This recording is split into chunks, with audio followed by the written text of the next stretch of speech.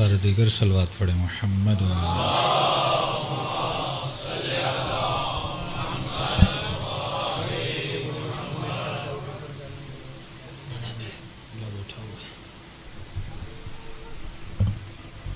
اپنے مرحومین کے لیے، شہدائے ملت جعفریہ کے لیے ایک مرتبہ سورۃ الفاتحہ۔ بسم اللہ الحمد للہ رب العالمین الرحمن الرحیم مالک یوم الدین ایاک نعبد و ایاک نستعین غیر المغضوب علیہم ولا الضالین۔ بسم اللہ الرحمن الرحیم قل هو اللہ احد اللہ الصمد قل هو اللہ احد اللہ الصمد لم یلد ولم یولد قل هو اللہ احد اللہ الصمد ربنا تقبل منا انک انت السمیع العلیم۔ صلوات پڑھیں محمد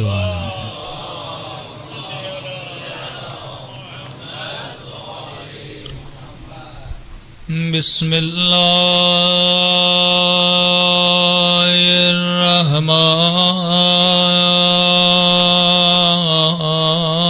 الرحمن الرحیم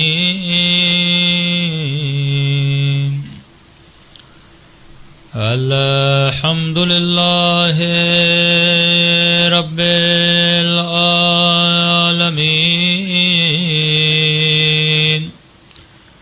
الحمد للہ کما هو اہلہ الصلاۃ والسلام علی سید المرسلین وخاتم نبیین ابی القاسم محمد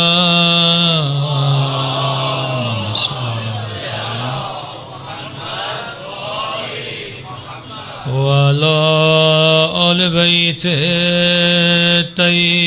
الطیبین الطاہرین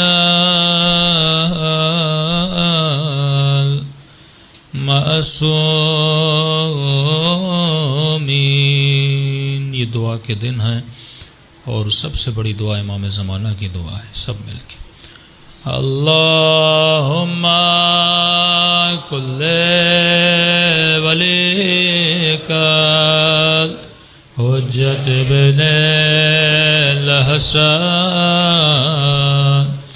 صلواتک علیہ وعلی آبائہ فی هذه الساعة وفي كل وليا وحافظا وقائدا وناصرا ودليلا وآينا حتى تسكنه أرضك طوعا وتمتعه فيها طويلا برحمتك يا أرحم الراحمين۔ صلوات پڑھیں محمد۔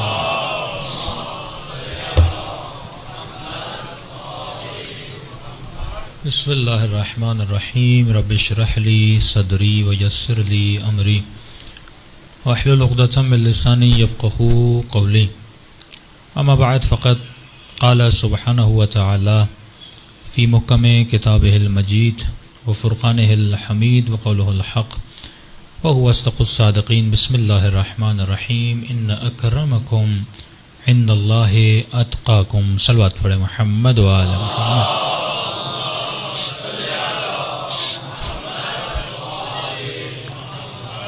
دعا ہے پروردگار عالم ان ایام اعظاء میں ہم سب کی عبادتوں کو اپنی بارگاہ میں قبول فرما دے، اور جس مقصد زندگی اور حیات کی وجہ سے یہ مجلسیں رکھی جاتی ہیں ان مقاصد میں بھی ہم سب کو کامیابیاں نصیب فرما دے۔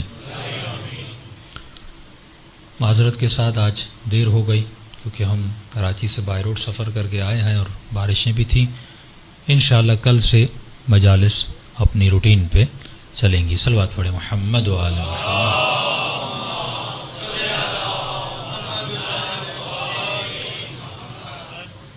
پروردگار عالم اپنے بندوں سے کلام کرتا ہے، اور خدا کا کلام بندوں سے آواز میں نہیں ہے، لفظوں میں ہے۔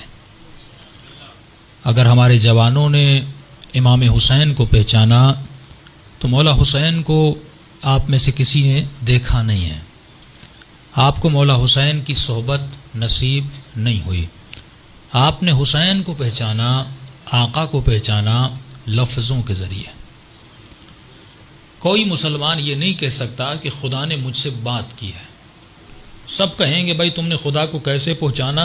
کہیں گے ہم نے خدا کو لفظوں سے پہچانا۔ مولا علی کو اے جوان تم نے کیسے پہچانا؟ کہ مولا علی کی نہج البلاغہ سے میں نے پہچانا۔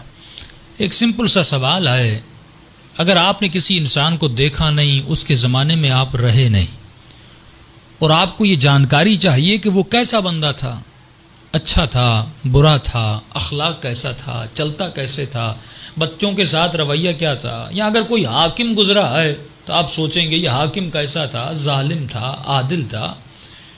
تو کسی بھی انسان کو اگر پہچاننا ہے تو اس کے اثر سے پہچانا جاتا ہے کہ اس نے اپنے بعد اثر کیا چھوڑا ہے۔ اگر اچھا اثر چھوڑا ہے تو پتہ چلتا ہے اس کا عمل اچھا تھا، اگر برا اثر چھوڑا ہے اس سے پتہ چلتا ہے اس کا اثر، اس کا عمل برا تھا۔ تو اگر کوئی جوان یہ کہے کہ مجھے مولا علی کو پہچاننا ہے، کیسے پہچانے گا مولا علی کو؟ تو ہم کہیں گے مولا کو اگر پہچاننا ہے تو مولا کے کلام سے پہچانو۔ اگر مولا کی تقوی دیکھنی ہے تو نہج البلاغہ پڑھ لو، اگر مولا کا اخلاق دیکھنا ہے تو کلام علی کو پرکھ لو، اگر تجھے عقل علی کو دیکھنا ہے کہ علی کتنے عقل مند تھے، مولا علی کی نہج البلاغہ میں حکمتیں ہیں ان کو پڑھ لو۔ بھائی اور آسان کر دوں، اگر کوئی جوان قائد اعظم کو پہچاننا چاہتا ہے کیسے پہچانے گا؟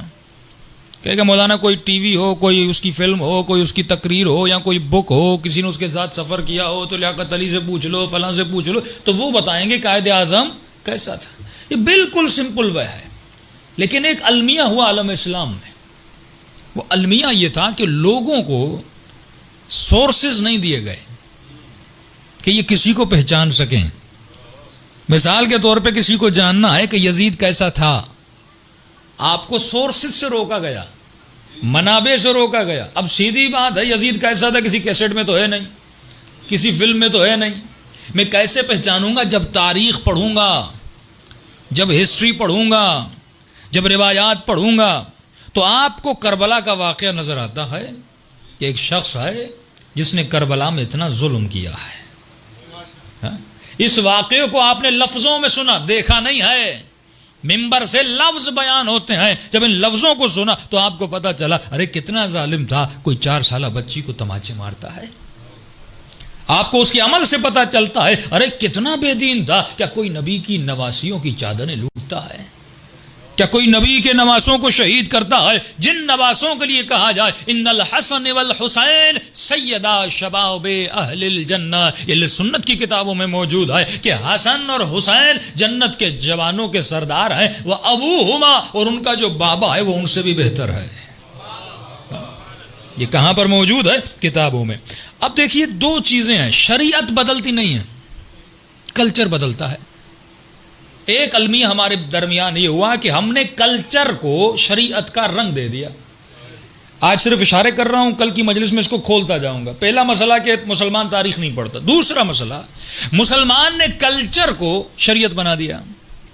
کیسے؟ آپ کو دلیل دوں گا۔ بھائی شریعت میں جو نماز کا طریقہ ہے وہ شیعہ جیسی پاکستان میں پڑھے گا ویسی ایران میں پڑھے گا، ویسی لبنان میں پڑھے گا، ویسی نجف میں پڑھے گا۔ جو حنفی اہل سنت ہے وہ جیسی نماز پاکستان میں حنفی پڑھتا ہے ویسی نماز مکے میں پڑھے گا، ویسی نماز مدینے میں پڑھے گا۔ تو اس سے پتہ چلا کہ شریعت میں تضاد نہیں ہے، شریعت میں یکسوئی ہے، شریعت کا رنگ ایک ہی ہے، لیکن کلچر آپ کو بدلتا ہوا نظر آئے گا۔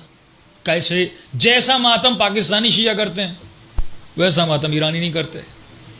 آپ کے ماتم میں تھوڑی اسپیڈ ہے، ان کا ماتم تھوڑا سلولی ہے. عراق میں چلے جائیں اور سلو ہے.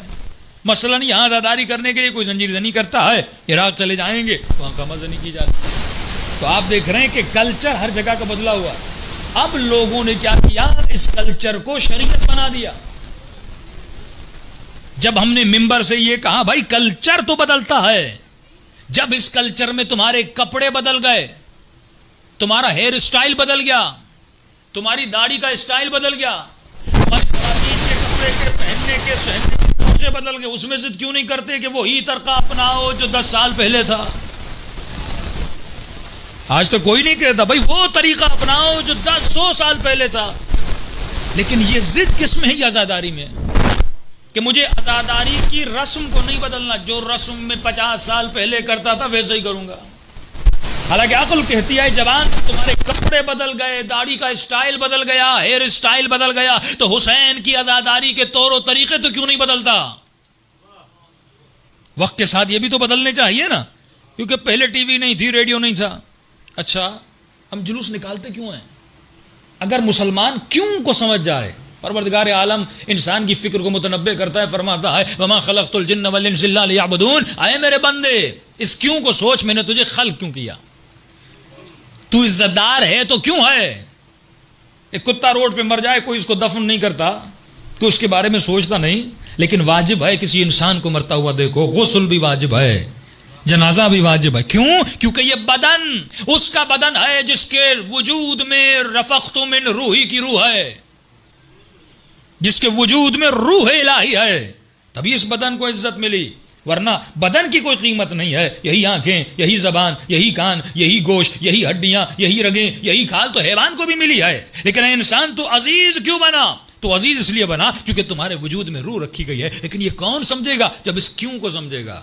جب انسان سوچے مجھے کیوں پیدا کیا گیا، اس دنیا میں کیوں آیا، یہ بارشیں کیوں ہوتی ہیں، یہ سورج کیوں نکلتا ہے، جب یہ قرآن کی طرف رجوع کرے گا، جب اسلام کی طرف رجوع کرے گا تو اسے پتہ چلے گا. تو مسلمان نے اپنے مائنڈ کو فریز کر دیا، اس کو سوچنا نہیں ہے، جو دیکھنا ہے وہی کرنا ہے، جو رسمیں چلتی ہوئی آتی ہیں انہی رسموں پہ عمل کرنا ہے. اب دشمن بھی یہی چاہتا ہے کہ جو صدیوں سے باتیں آپ کے ذہن میں ڈالی گئی ہیں آپ وہی کریں، اس پہ سوچیں نہیں. ایک چھوٹی سی مثال کہ عرب جاہلی میں ایک رسم تھی کہ جس بیٹے کو پالتے تھے وہ بیٹا بھی اپنا بیٹا مانا جاتا تھا، وہ ارث بھی لیتا تھا، وہ محرم ہوتا تھا، یعنی گویا اسی ماں کا بیٹا ہے، جس نے پالا ہے اسی کا بیٹا ہے.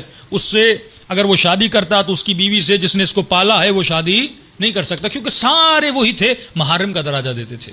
لیکن اللہ کی آواز ہے اے حبیب تم رسموں کو توڑنے آئے ہو، تم کلچر کو. سب سے بڑی جنگ ہے کلچر سے لڑنا، سب سے بڑی جنگ ہے غلط ثقافت سے لڑنا. اے حبیب تو عرب کی جہالت بھری رسموں کو توڑنے آیا ہے. اور مسلمان جب تاریخ کو اسٹڈی کرے گا اسے پتا چلتا ہے سب سے زیادہ جس نے رسول خدا کے انقلاب کو، ریولیوشن کو نقصان دیا وہ عرب کی جاہلانہ رسمیں تھیں. اگر یہ اپنے تعصب سے نکلتا، اگر شیخوخیت سے نکلتا، اگر قبیلہ پرستی سے نکلتا، کبھی بھی اسلام کا حال یہ نہ ہوتا کہ 60 سال بعد کربلا میں نبی کا نواسہ قتل کر دیا جاتا ہے. لیکن مسلمان کے جوں تک نہیں ہوتی، اسے پرواہ نہیں کون قتل کر دیا جا رہا ہے. سوال یہ نہیں کہ یزید خلیفہ کیوں بنا، وہ تو ایک بادشاہی سسٹم مودود صاحب نے کہا چلتا ہوا آ رہا تھا. سوال یہ ہے کہ یزید خلیفہ بن گیا اور لوگوں نے ایکسپٹ کر لیا. یہ مقام تعجب ہے. کوئی فاسق، کوئی فاجر ممبر پر آئے، اور کس کا ممبر؟ رسول خدا کا ممبر آئے، اس پر بیٹھ جائے اور اعلان خلافت کرے. امت پوچھتی نہیں ہے، امت سوال نہیں کرتی ارے کسی فاسق کو کیسے مان سکتے ہیں. اور اس جہالت بھرے معاشرے میں اگر محمد کی طرح کوئی محمد اٹھتا ہے تو اس کا نام حسین ابن علی ہے، جو ان ثقافتوں کا مقابلہ کرتا ہے، جو ان جہالتوں کا مقابلہ کرتا ہے. تو قرآن کی آیت نازل، ایک واحد صحابی ہے جس کا نام قرآن میں آیا ہے.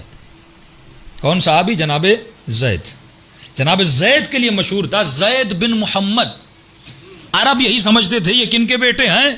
رسول خدا کے بیٹے ہیں، کیونکہ پالا کس نے تھا؟ رسول خدا نے. زید کی شادی ہوتی ہے غالباً زینب سے، شادی کے بعد ان کی طلاق ہو جاتی ہے. آیت قرآنی اترتی اے حبیب رسم جاہلیت کو توڑو اور اس کی مطلقہ سے شادی کرو. رسول خدا نے کہا پروردگارا اگر ایسا کروں گا عرب لڑ پڑے گا. گویا یہ بالکل ایسے ہے کہ بیٹے کی بیوی سے اس کی مطلقہ سے شادی کی جائے. بالکل ایک رسم پڑی ہوئی تھی اور اتنی جڑوں کو پکڑا ہوا تھا جس کی جڑوں کو توڑنا, جس کو جھجوڑنا یہ کسی حسین کا کام ہے یا حسین کے نانا کا کام ہے. فرمائیے میرا حکم ہے کہ شادی کرو. رسول خدا نے شادی کی. عربوں نے ملامت کی مصطفیٰ تو کیا کر رہا ہے, لیکن مجھے سمجھ نہیں آ رہا پروردگار عالم اتنا اصرار کیوں کر رہا ہے کہ جتنا جلدی ہو سکے اس رسم کو توڑا جائے, کیونکہ خدا کو پتا تھا بعد میں کچھ ایسے مسلمان آئیں گے جو پالی ہوئیوں کو نبی کی بیٹی بنا دیں گے.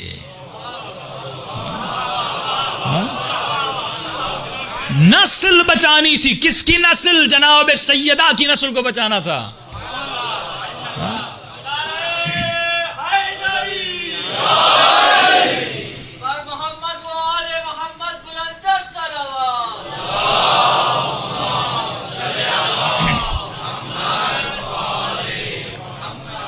مجھے خصوصی طور پہ کہا گیا مولانا احتیاط سے گفتگو کریں. بھائی ہم جتنے بھی علماء ہیں پابند ہیں مراجع کے فتاویٰ کے. فتویٰ یہ ہے کہ آج ہر شیعہ پر اتحاد بین المسلمین واجب ہے. ان کے مقدسات کو برا بھلا نہ کہو, یہ شرعاً ہماری فقہ میں حرام ہے, لیکن اتحاد کا مطلب یہ نہیں کہ علمی بحث نہ کرو. آپ احترام سے نام لو, علمی بحث کرو.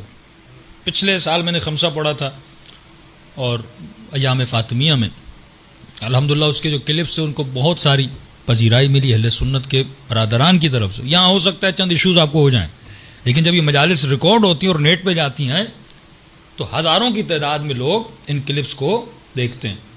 اور خود محمد علی انجینئر نے بھی بعض کلپوں پہ رپلائی دیا. یہ فکر بیدار ہو رہی ہے اہل سنت کی.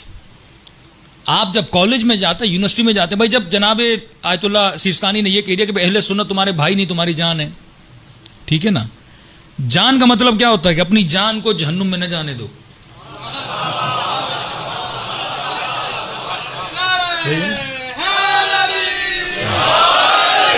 میں اپنے بیٹے کو آگ سے بچاؤں گا, گمراہی سے بچاؤں گا, ہدایت کے راستے پہ لاؤں گا. تبھی تو ہم پڑھتے ہیں کہ شمر مولا کے سینے پر سوار ہے.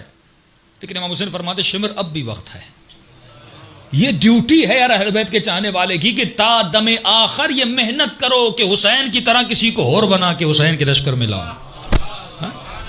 آپ کو صرف فکر کو بیدار کرنے کی ضرورت ہے. آج نیٹ پہ ساری کتابیں موجود ہیں, سائے ستہ سے لے کر مستدرک حاکم سے لے کر تاریخ طبری, تاریخ خلدون, ساری آپ پڑھیں گے موجود ہے.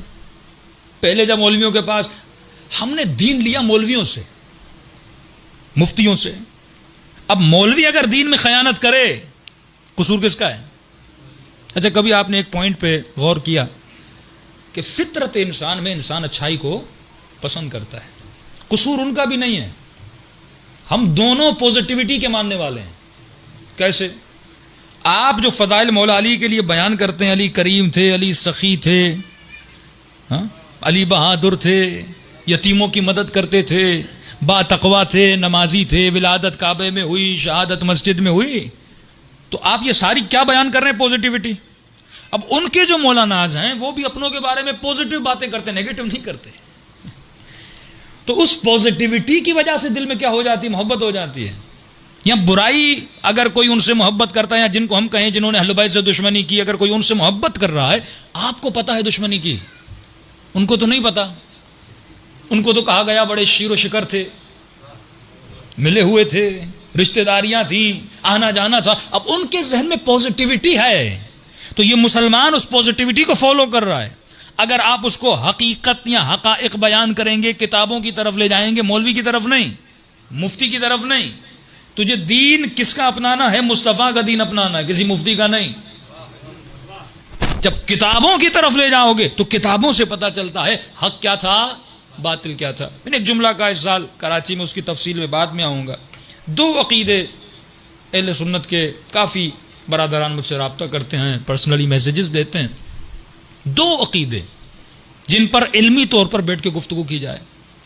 آپ جہاں یونیورسٹیز میں گفتگو کریں, محلے میں کوئی مسلمان برادر ہے اس سے گفتگو. 2 عقیدے, اگر ان عقیدوں پر آپ نے محنت کی نا, واللہ سارا پاکستان شیعہ ہو جائے گا, سارے محب اہل بیت ہو جائیں گے. پہلا عقیدہ ہے عدالت صحابہ کا. اب عدالت صحابہ مصر کے ایک بہت بڑے مفتی ہیں، کہتے ہیں کہ شیعوں نے بھی وہ عصمت اہل بیت کے لیے نہیں رکھی جو ہم نے اپنے صحابہ کے لیے رکھی ہے. وہ کون سا عدالت؟ عدالت صحابہ کا مطلب بھائی صحابی کبھی بھی غلطی نہیں کر سکتا. اب جب آپ تاریخ کھولتے ہیں غلطیاں تو ہیں.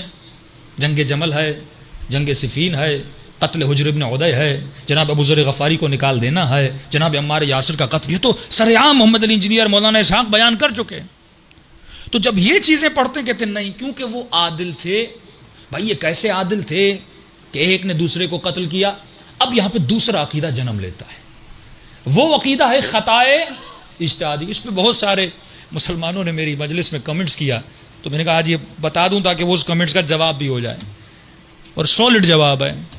کہتے ہیں عادل تھے، اچھا پھر غلطی کیوں کی؟ کہ وہ غلطی نہیں ہے، وہ تھی خطائے اجتہادی. کون سی خطا؟ اجتہادی. اچھا یہ جو خطا اجتہادی کا عقیدہ یہ شیعوں میں بھی ہے. تو ہم تو پھنس جاتے ہیں نا، کیونکہ ہمارے پاس بھی عقیدہ ہے، ان کے پاس بھی عقیدہ. یہ فقہی مسئلہ ہے خطا اجتہادی کا. وہ کیسے؟ مثال کے طور پہ جب کوئی مجتہد فتویٰ دے، سیستانی صاحب ہیں یا خامنئی صاحب ہیں یا بہجت جتنے مراجع ہیں، فتویٰ دے. اب ایک مثال آپ کو دل کے آپ کے ذہنوں کو کھولنا چاہتا ہوں. مثال کے طور پہ ایک مجتہد نے فتویٰ یہ دیا کہ بھائی روزے کی حالت میں اگر سر کو پانی میں ڈالو گے تو روزہ باطل ہو جائے گا. اور غالباً آغا لنکرانی نے شاید کہا ہے کہ روزہ باطل نہیں ہوتا. ایک مثال دے رہا ہوں آپ کو بالفرض، یہ نہیں کہ آپ سر پانی میں ڈال دو. مثال دے رہا ہوں کہ ایک مجتہد مثلاً کہے سر کے ڈالنے سے روزہ باطل ہوتا ہے، دوسرا مجتہد کہے کہ روزہ باطل نہیں ہوتا. اب حقیقت میں حکم دو تو نہیں ہے نا، حقیقت میں شریعت الہی میں حکم ایک ہے. اب وہ حکم کہاں ہے؟ وہ لوہے محفوظ میں ہے. اب وہ کون آ کر بتائے گا؟ جب امام زمانہ ظہور کریں گے تب آ کر ہمیں بتائیں گے کہ حقیقی شریعت کیا تھی. نماز ہاتھ کھول کے پڑھنی تھی، ہاتھ باندھ کے پڑھنی تھی. وہ لوہے محفوظ کا علم کس کے پاس ہے؟ ولی اللہ کے پاس ہے. وہ جب امام کا ظہور ہوگا، حضرت مہدی کا ظہور ہوگا، وہ شریعت خدا کو صحیح طریقے سے ہمارے سامنے. لیکن اب امام زمانہ نہیں ہے تو ہم کن کی طرف رجوع کرتے ہیں؟ مراجع کی طرف. اس لیے کہا گیا کہ ایک مرجع کی تقلید کرو، کیونکہ اگر دو کی کرو گے تو پھنس جاؤ گے، سر ڈالوں یا نہ ڈالوں. اس لیے خود کو اس مخمسے سے، اس پریشانی سے نکالنے کے لیے ایک کی تقلید کرو تاکہ تو اسی پہ عمل کرتا رہے.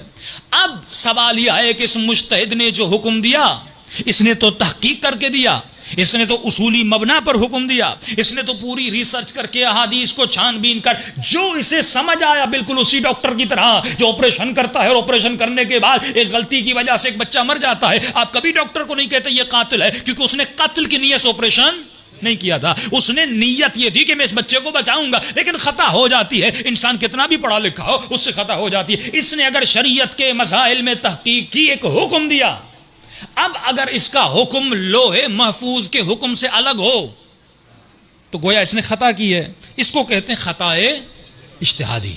اس نے بڑی دیکھ بھال کر کے لیکن پھر بھی ایک حکم دیا، حکم خطا تھا لوہے محفوظ میں. ہمیں پتہ نہیں ہے اس کی خطا پر بھی خدا اسے ایک اجر دیتا ہے، کیونکہ اس نے محنت کی ہے، کیونکہ اس نے جد و جہد کی ہے. یہ نہیں کہ ڈاکٹر آپریشن کرے بچہ مر جائے اور آپ کے ڈاکٹر صاحب پیسے نہیں دوں گا. کوئی محنت تو میں نے کیا ہے، 2 گھنٹہ تمہارے بچے کے اوپر کھڑا تو ہوا تھا. اب موت و زندگی اللہ کے ہاتھ میں، جتنا میں کر سکتا تھا اتنا میں نے کر دیا. اسے کہتے ہیں خطائے اجتہادی. اب اگر کوئی ایسا حکم دے جو لوہے محفوظ میں نہ ہو، لیکن وہ اپنی ریسرچ کے مطابق حکم صحیح دے لیکن لوہے محفوظ میں ویسا نہ ہو، اس نے خطا اجتہادی کی. ہماری فقہ میں بھی یہی ہے کہ اس نے جو خطا کی ہے، اس کی خطا پر اس کو ایک جزا ملے گی. دوسری طرف دوسرا مجتہد ہے جس نے حکم دیا، وہ بھی تحقیق کر کے دیا، لیکن اس کا حکم وہی ہے جو لوہے محفوظ پر ہے، مطلب صحیح حکم ہے. اس کو اس کی محنت پر 2 جزائیں ملیں گی. اس کو 1 جزا، اس کو 2 جزا. اب یہ جو فلسفہ ہے اجتہاد میں، اصول میں، اسی فلسفے کو آتے ہیں اور لاگو کرتے ہیں اصحاب پر. کہ امیر شام لڑے علی سے، برملا کہتے ہیں کہ علی حق پر تھے، امیر شام باطل پر تھا، لیکن خطا اجتہادی کی اسے 1 جزا ملے گی، علی کو 2 جزائیں ملیں گی. مسئلہ ہی حل ہو گیا نا. عمار کو 2 جزائیں مل گئیں، جس نے مارا اس کو 1 جزا مل گئی. مرنے والا مارنے والا دونوں جنت میں چلے گئے. اب اس مسئلے کو آپ حل کیسے کریں گے؟ دیکھیے مولا نے آپ کو دی ہے عقل اور فرمایا نحن ابناء الدلیل. علی کا ماننے والا دلیل والا ہوتا ہے. آپ کی کمر اتنی مضبوط ہے دلائل اہل بیت سے کہ کوئی آپ سے جیت نہیں سکتا. نہ علم کے میدان میں نہ جنگ کے میدان میں. آج دنیا کی بڑی سے بڑی طاقتوں سے اگر کوئی لڑ رہا ہے تو اس قوم کا نام شیعہ ہے. اسرائیل سے کون لڑ رہا ہے؟ شیعہ لڑ رہا ہے. آل سعود سے کون لڑ رہا ہے؟ شیعہ لڑ رہا ہے. ابو ظبی نے کیا کیا؟ ہاتھ ملا دیا. امریکہ سے کون ہاتھ ملا رہا ہے؟ آل سعود ملا رہی ہے. لیکن واحد قوم ہے جس کو درس حسین ابن علی نے دیا، جو حسین کی آئیڈیالوجی پہ چلا کہ کبھی بھی ظالم کا ساتھ نہیں دینا. یہی پیغام امام حسین تھا. اب آئیے اس مسئلے کو حل کیسے کریں. بھائی امیر شام نے خطا کی، وہ خطائے اجتہادی تھی. یہاں پر لفظ ہے اجتہاد. لفظ کیا ہے؟ اجتہاد. آپ اس جوان کو پہلے یہ کہیے، اس مفتی کو پہلے یہ کہیے، بھائی میں خطا اجتہادی کو ماننے کے لیے تیار ہوں، لیکن پہلے تو یہ ثابت تو کر کہ امیر شام مجتہد تھا.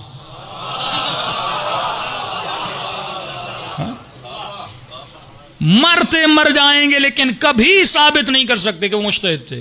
کیوں؟ امام ابو حنیفہ مجتہد ہے، امام حنبل مجتہد ہے، امام شافعی مجتہد ہے، امام مالک مجتہد ہے، کیونکہ ان کی کتابیں ہیں، فقہی روایات ہیں، استدلال ہے. ہمیں امیر شام کے 4 صفحے لکھے ہوئے دکھا دے. 4 صفحے. جس کو مجتہد کہا جاتا ہے وہ صفات بھی تو ہونی چاہیے نا. میں کہہ رہا ہوں یہ فلاں یونیورسٹی کا پروفیسر، اس میں تو تعصب ہے ہی نہیں. وہ پروفیسر ہو تو ڈگری دکھاؤ، عالم ہو تو علم دکھاؤ، بہادر ہو تو میدان سے نہ بھاگو. نشانی انسان کا وجود نشانی بتاتا ہے نا، کہ تم نشانی بتاؤ. اب کو نہیں فلاں آدمی. یہ تو بالکل ایسے ہے کہ ایک آدمی کا نام شیر علی ہو لیکن سب سے بڑا ڈرپوک ہو. بھائی نام سے تو کچھ نہیں ہوتا نا، نام بھی ہو اور نام کے ساتھ علی جیسا کام بھی ہو. تاریخ کھولو.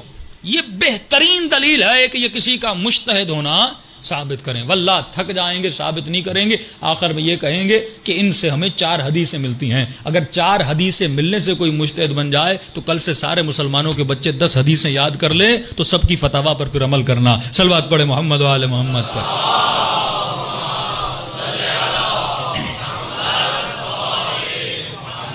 تو علمی طریقے سے اگر آپ گفتگو کریں گے واللہ آپ لوگوں کو ہدایت دے سکتے ہیں. اور آج اس نیٹ نے برائیاں بھی اس میں بڑی ہیں، نسلوں کو تباہ بھی کر رہا ہے، ہمارے مسلم کلچر کو تباہ کر رہا ہے، سوچ کو تباہ کر رہا ہے، ہمارے پہناوے کو تباہ کر رہا ہے، خواتین کے فیشنز کو تباہ کر رہا ہے. لیکن اس کے ساتھ ساتھ ایک اچھائی بھی ہے کہ پہلے ہم چھوٹے تھے، ہمارے چند رشتہ دار تھے، ان کے والد جو تھے وہ مبغض اہل بیت تھے. جب جلوس گزرتا تھا تو بچوں کو صحن میں ڈال کے دروازے کو تالا لگا دیتے تھے. لیکن اسے پتہ ہی نہیں تھا کہ سیدہ زینب نے جو راہ و رسم ہمیں سکھائی کہ جلوس نکالو. ایک گاؤں ہے اس میں 40,000 اہل سنت ہیں، اس میں 200 شیعہ ہیں، پھر بھی جلوس نکال رہے ہیں. فلسفہ جلوس کا کیا ہے؟ فرمایا تم کتنا بھی بچوں کو روک لو، حسین کا نام نہ سنیں، ہم گلی گلی گزر گزر کے بتائیں گے کہ کوئی حسین تھا. یہ وہ سوشل میڈیا تھا، ہمارا جلوس تھا سوشل میڈیا. انشاءاللہ اس کی تفصیل میں آؤں گا کہ ہم کیوں بعض کلچرز پہ پھنسے ہوئے ہیں. اگر ہم واقعاً ہمارے زبان اپنے کلچر کو بدلیں اور رسمی عزاداری سے نکلیں تو آپ پاکستان میں شیعت کا چہرہ، دنیا میں شیعت کا چہرہ بہتر سے بہترین بیان کر سکتے ہیں. ہم کیوں بدنام ہو رہے ہیں؟ کیونکہ اسی رسمی مجلس پر، رسمی عزاداری پر رسمی شیعہ بنے بیٹھے ہیں. لہٰذا اب کیونکہ دنیا ترقی کر چکی ہے، نوجوان پڑھ لکھ چکے ہیں، ایک پڑھا لکھا نوجوان جب آپ کی رسمی عزاداری کو دیکھتا ہے وہ اس مکتب کو ایکسیپٹ نہیں کرتا. جب تک آپ نئی عزاداری یعنی جس میں دنیا کے طور و طریقے کے اصولوں کے مطابق عزاداری کی جائے اور امام حسین کے پیغام کو پھیلایا جائے، پھر آپ دیکھیں گے پوری دنیا میں حسین حسین کی صدا آ رہی ہوگی. اس کی دلائل بھی ہیں، اس کے میرے پاس آثار بھی ہیں. وہ انشاءاللہ جزائت العزت سکی کی بڑی مثال ہے. انہوں نے عزاداری کے رنگ کو تھوڑا بدلا، طریقے کو بدلا، اور طریقہ ایسا بدلا کہ وہاں پر افریقہ میں انہوں نے ملینز آف لوگوں کو شیعہ بنا دیا. تو یہی تو حسین کا کام تھا کہ صرف اکیلے مجلس میں نہ آؤ، مجلس میں آؤ تو کسی کو ہور بنا کے مجلس میں لے کر آؤ. صلوات پڑھے محمد و آل محمد.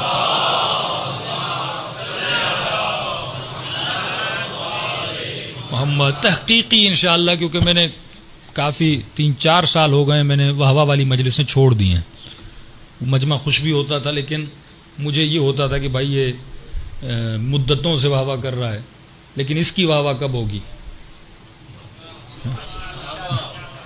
مولا علی تو اعلیٰ ہیں، وہ تو بلند ہیں، وہ تو بہادر ہیں. مولا علی کے لیے واہ کرو گے تو یہ مولا کی شان ہے نا. لیکن امام فرماتے ہیں میری شان کوئی بیان کرے نہ کرے، ہم تو تھے ہی بلند. ہم تو تھے ہی حق پر. سوال یہ ہے کہ تم نے علی جیسا خود کو بلند کیا کہ نہیں کیا. ہاں آؤں گا انشاءاللہ زیارت عاشورہ پہ زیادہ گفتگو ہوگی کہ یہ لعن یہ طعن. زیارت عاشورہ جب آپ کھولتے ہیں 100 لعنتیں ہیں. اللہم لعن اول ثم الثانیہ والثالثہ والرابعہ والیزید خامسہ ولعن عبید اللہ ابن زیاد. یہ لعنتیں کیوں ہیں؟ اس لعنت سے مجھے کیا ملے گا؟ ایک کمرے میں بیٹھ جاؤں 100 لعنتیں بھیجتا رہوں اللہم لعن قتلۃ امیر المؤمنین، مجھے کیا ملے گا اس لعنت سے؟ اس لعنت میں پیغام ہے. لعنت لفظ یزید پر نہیں ہے، لعنت یزید کی فکر پر ہے. سلام لفظ حسین پر نہیں ہے، سلام فکر حسین پر ہے.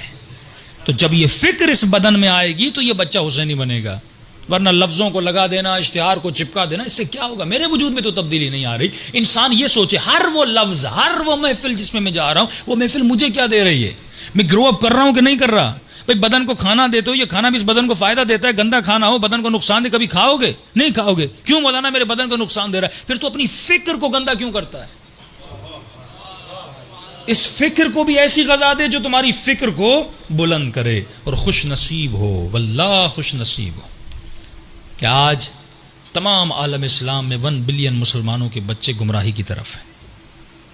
انہوں نے اپنے بچوں کو ٹی وی کے حوالے کر دیا، آج کل کے ماڈرن اسکولز کے حوالے کر دیا، لبرل قسم کے مائنڈ سیٹ کے ٹیچرز کے حوالے کر دیا.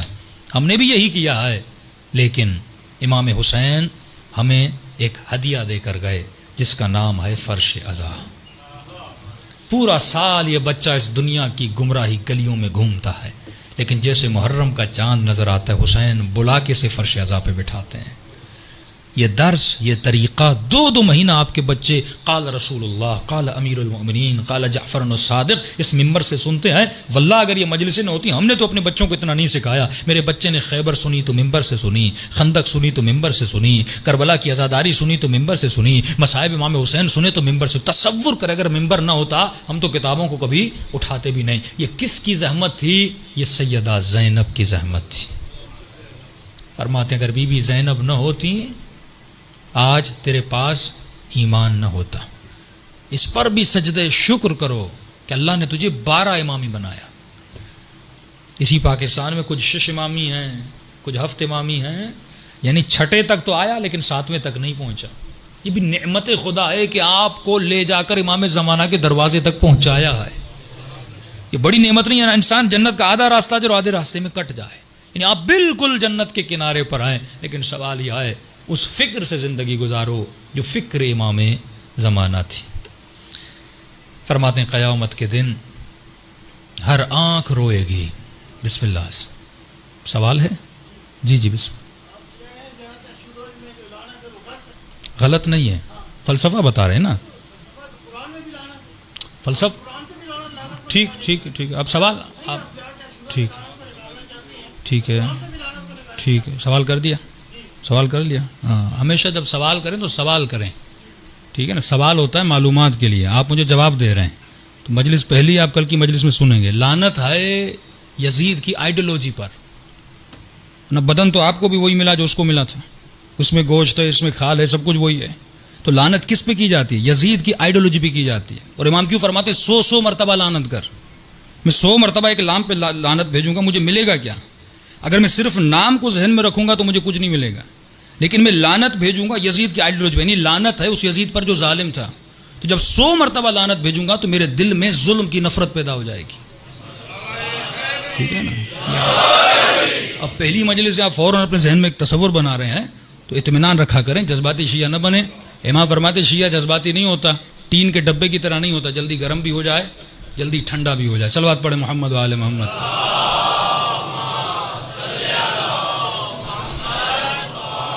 محمد وعجل ہر شے کا ایک مفہوم ہے. خدا کہہ رہا ہے یہ کام کرو. مثال کے طور پہ، اب کیونکہ آج وقت کم ہے میں تفصیل میں نہیں جا رہا، ایک چھوٹی سی مثال. یہ سورہ حمد آپ پڑھتے ہیں، اس میں ایک جملہ اہدنا الصراط المستقیم، اے خدا مجھے ہدایت دے. یہاں راستے پہ باقی رکھ، بس دعائیہ جملہ ہے کہ مجھے ہدایت دے. کربلا کے میدان میں حر بھی نماز پڑھ رہا ہے، وہ بھی یہی جملہ کہہ رہا ہے کہ اہدنا الصراط المستقیم. کربلا کے میدان میں شمر بھی نماز پڑھ رہا ہے، وہ بھی کہہ رہا ہے اہدنا الصراط المستقیم. حر نے اہدنا الصراط المستقیم کہا، ناصر حسین بنا. اس نے اہدنا الصراط المستقیم کا قاتل حسین بنا. جملے تو وہی تھے نا. جملوں کے دہرانے سے کیا ہوتا ہے؟ فرق یہ تھا کہ شمر صرف ذکر کر رہا تھا اور ذکر بھی کر رہا تھا، اس پہ فکر بھی کر رہا تھا. رسمی اللہ صلی علی محمد. ابھی بحث کھلے گی تو آگے چلی جائے گی. وہی جو کام آپ کے ممبر سے دوسرے اپنے شیعہ ایک مکتب کے لوگ کر رہے ہیں. زور ہے لعنت پر. اب لعنت بھی بیچتا ہے، بعد میں جا کے شراب بھی بیچتا ہے. یہ لعنت کس کام کی ہے؟ شمر میں 4 صفات تھیں. کبھی آپ نے صفات کو پڑھا کہ شمر شمر کیوں بنا، یزید یزید کیوں بنا؟ انسان مجموعہ ہے عادتوں کا. یا اس میں اچھی عادتیں ہیں یا اس میں بری عادتیں ہیں.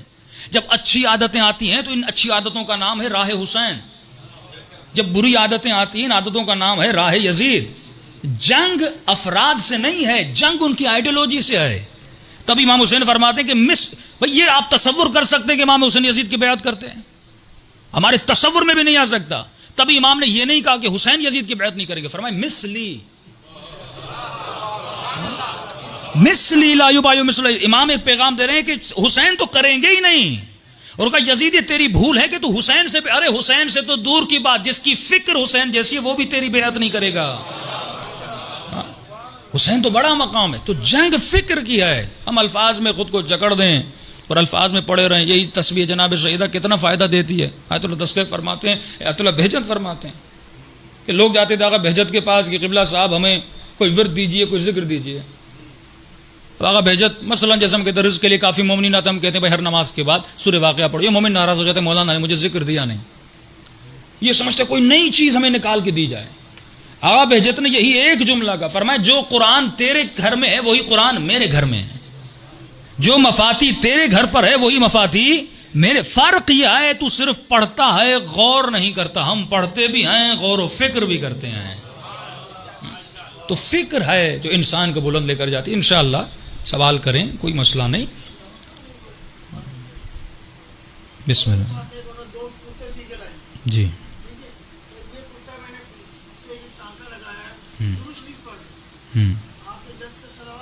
جی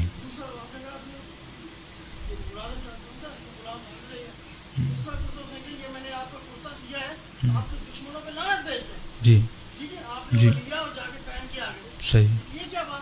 تو وہی تو کہہ رہے ہیں کہ اپنا ہوگا. وہی تو تصور ہے. آپ زیارت عاشورہ میں کیا پڑھتے ہیں؟ انی سلم لمن سالمکم حرب لمن حاربکم. مولا میں ہر اس سے محبت کرتا ہوں جس کے دل میں آپ کی، یہ تشریح لعنت ہے. میں ہر اس شخص سے میری جنگ ہے جس سے آپ کی جنگ ہے. اب اس خاتون نے اگر لعنت بھیج کے کرتا بنایا تھا تو وہ حقیقت میں ان سے دشمنی کرتی تھی، ان کے کردار سے دشمنی کرتی تھی. تو امام نے بتایا کہ یہ خاتون سچی ہے، صادق ہے. لیکن بہت سارے آپ کو ایسے لعنت بھیجنے والے ملیں گے جو لعنت بھی بھیج رہے ہیں لیکن شراب بھی پی رہے ہیں، جوا بھی کھیل رہے ہیں، زنا بھی کر رہے ہیں، بدکاری بھی کر رہے ہیں. ہمارا تکلم ان سے ہے کہ لعنت اگر بھیج رہے ہو تو لعنت کے فلسفے کو سمجھو، اس کی حقیقت کو سمجھو. صلوات پڑھے محمد و آل محمد پر.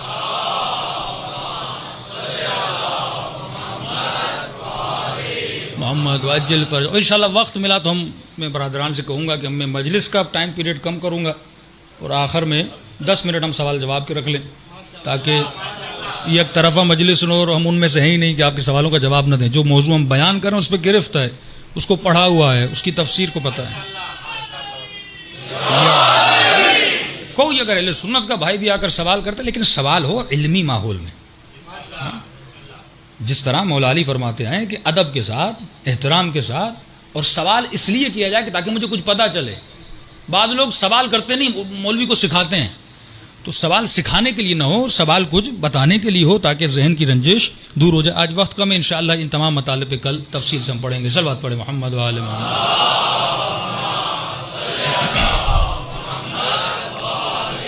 محمد وعجل فرجہم. فرمایا، سیدہ فرماتی ہیں کہ عاشورہ کا دن وہ دن ہے کہ کثرت سے میرے حسین کو سلام کیا کر. کسی نے امام سے پوچھا، مولا عاشورہ کے دن کے لیے اتنی تاکید کیوں ہے کہ ہم سلام کریں؟ امام فرماتے ہیں کیونکہ یوم عاشور یزیدیوں نے ہمیں سلام نہیں کیا تھا.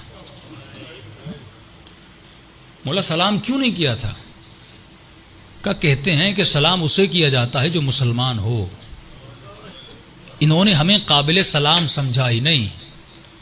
تبھی لیے معصوم کا فرمان ہے جب عاشورہ کا دن اے مومن ایک دوسرے کو بھی سلام کرنے سے پہلے حسین کو سلام کیا کر. اور چھٹے امام فرماتے ہیں اے مومن ابھی ذاکر نے مصائب پڑھے نہیں، پڑھنا چاہتا ہے. ابھی تو رویا نہیں، رونا چاہتا ہے. ابھی تیری آنکھوں سے آنسو نکلے نہیں، نکلنا چاہتے ہیں. فرماتے تم سب کے سروں کے پیچھے ہماری دادی زہرا کھڑی ہو جاتی. معصوم کا فرمان ہے قیامت کے دن ہر آنکھ روئے گی، لیکن فرمایا 2 آنکھیں قیامت کے دن کبھی نہیں روئیں گی. ایک وہ آنکھ جو حسین کے غم پہ روتی ہے، ایک وہ آنکھ جو حر کی طرح اپنے گناہوں پہ روتی ہے. اور آپ خوش نصیب ہیں کہ خدا نے دونوں آنکھیں آپ کو عطا کی ہیں. دلوں کو کربلا لے جائیں اور سلام کریں نزوات مطہرہ کو. اور جب لفظ حسین آئے تو سب مل کے بلند آواز سے اپنے مولا کو پکاریے گا. السلام علی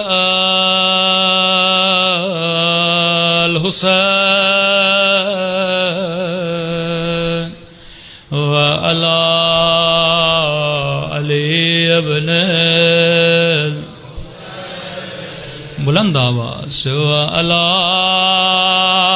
اولاد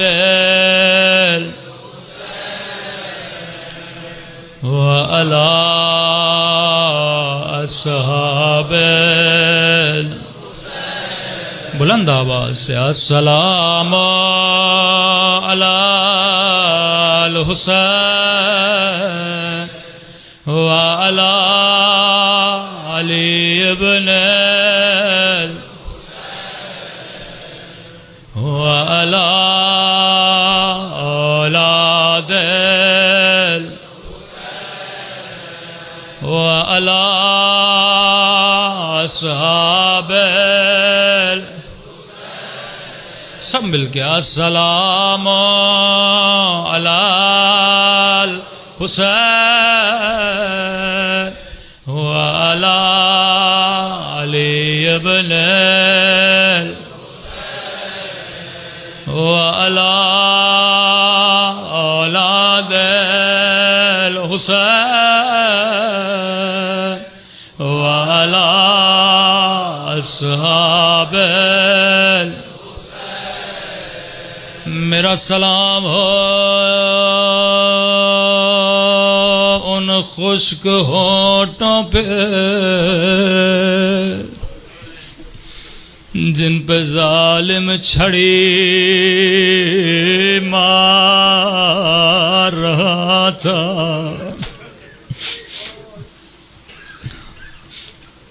یہ جملے میرے جملے نہیں، زیارت ناہیہ میں امام زمانہ کے جملے ہیں. فرماتے ہیں میرا سلام ہو ان رخساروں پہ جن کا رنگ بدلتا رہا. میرا سلام ہو ان زخمی گلائیوں پہ جن کو پس گردان باندھا گیا تھا. فرمایا میرا سلام ہو اس درد بھرے منظر پہ جب بہن دیکھ رہی تھی اور شمر سینے پہ سوار تھا. فرمایا ہے میرے دادا کے جانے والو تو پانی روتا ہے لیکن تیرا امام زمانہ خون روتا ہے. فرمایا میرے دادا کے غم میں رونے والو تو سن کے برداشت نہیں کرتا، لیکن میں نے اپنی آنکھوں سے دیکھا ظالم کیسے میری سکینہ کو تماچے. چھٹے امام فرماتے ہیں ایسے رویا کرو جیسے بوڑھی ماں جوان بیٹے کے لاشے پہ روتی ہے۔ ایک جملہ میرے امام رضا فرماتے ہیں شیعو اے کاش کربلا میں ہوتے، میرے جد کی مظلومیت کو دیکھتے۔ امام زمانہ فرماتے ہیں، فرمایا جس مجلس میں دو بیویوں کے مصائب ہوں عیشیوں میں وہاں ضرور آتا ہوں۔ فرمائے پہلی مصیبت میری پھپھی زینب کی، دوسری مصیبت ہماری سکینہ کی۔ دیکھیے آپ سن کے برداشت نہیں کر رہے، لیکن مجھے نہیں پتا بابا کے لاشے کو سکینہ نے کیسے دیکھا۔ فرمائے امام حسین کی عادت تھی جب بھی نماز پڑھتے تھے، واجب نماز گھر میں پڑھتے تھے، واجب نماز مسجد میں پڑھتے تھے، مستحب نماز گھر میں پڑھتے تھے۔ کسی نے کہا مولا گھر میں کیوں پڑھتے ہیں؟ فرمایا گھر میں میری سکینہ انتظار کرتی، یہ بچی دو مصلے بچھاتی تھی، ایک مصلہ اپنے لیے ایک اپنے غریب الوطن بابا۔ عادت تھی جب بھی وقت نماز ہوتا تبھی بھی دو مصلے بچھاتی تھی۔ فرمایا شام غریب آ گئے، نماز عصر کا وقت ہوا، بچی نے دو ننھے سے مصلی بچھائے، ایک مصلی اپنے لیے ایک اپنے غریب الوطن بابا کے لیے۔ لیکن بابا آتے تو کیسے آتے، ننھے سے ہاتھوں کو اٹھاتی ہے، دعا کرتی ہے، اے خدا میرے پردیسی بابا کی خیر ہو، میرے پیاسے بابا کی خیر ہو۔ اللہ اس عمر میں کسی بچی کو یتیم نہ بنائے۔ اچانک سکینہ نے کسی کے آنے کی آواز سنی، بچی دوڑی دوڑی باہر گئی، شاید میرا بابا آ گیا۔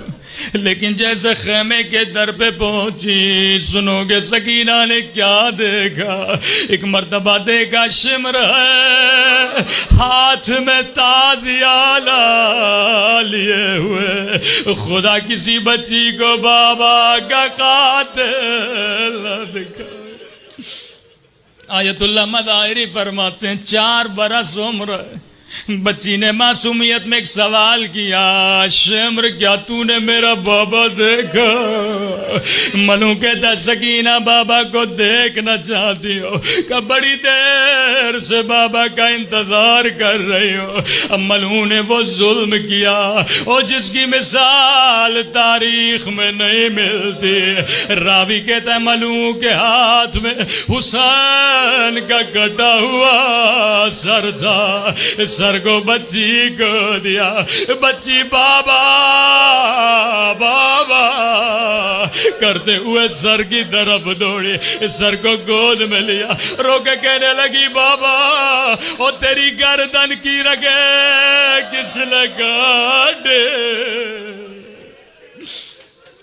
اب یہ میرا تصور ہے، بچی نے بابا کا سر گود میں لیا ہوگا، رو کے کہا ہوگا بابا او میرے 3 دن کے پیاسے بابا، بابا اکبر کا لاشا تو نے اٹھایا، عباس کے بازو تو نے اٹھائے، او لاشیں اٹھا اٹھا کر تھک جانے والے بابا۔ ایک مرتبہ کا بابا 4 برس تو نے مجھے اپنے سینے پہ سلایا، آج آجا او میرے سینے پہ سو جا۔ آیت اللہ مظاہری فرماتے بچی بابا سے پیار کر رہی تھی، یہاں شمر آگے بڑھا، بچی سے بابا کا سر چھینا، اتنے زور سے تماچے مارے